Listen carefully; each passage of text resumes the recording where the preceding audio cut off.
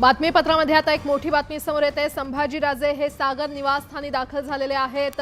संभाजीराजे देवेंद्र फडणवीसांच्या भेटीसाठी पोहोचलेत आणि सदिच्छा भेटीसाठी संभाजीराजे सागरवर दाखल झाले असल्याचं कळतंय। छत्रपती संभाजीराजे सागर या निवासस्थानी दाखल झालेले आहेत।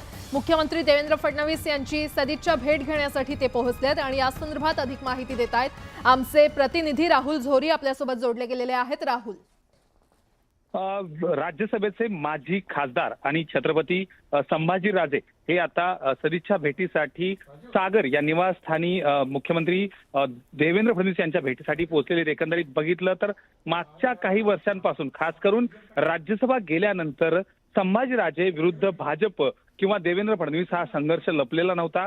अनेकदा जाहीर विरोधात भूमिका घेणं, मराठा आरक्षणासंदर्भातली भूमिका घेणं, यासोबतच स्वराज्य नावाची पक्षाची स्थापना करून भाजप विरुद्ध एकंदरीत भूमिका घेतल्यानंतर आता मात्र छत्रपती संभाजीराजे हे मुख्यमंत्र्यांच्या भेटीला पोहोचलेत। एकंदरीत आता येणाऱ्या काळात तरी हा विरोध मावळतो का आणि आजच्या सदिच्छा भेटीनंतर संभाजीराजे यांची काही राजकीय भूमिका बदलते का हे पाहावं लागेल। मात्र सध्याची परिस्थिती बघितली तर अनेक मान्यवरांसोबतच आजची ही सदिच्छा भेट होताना दिसतेय।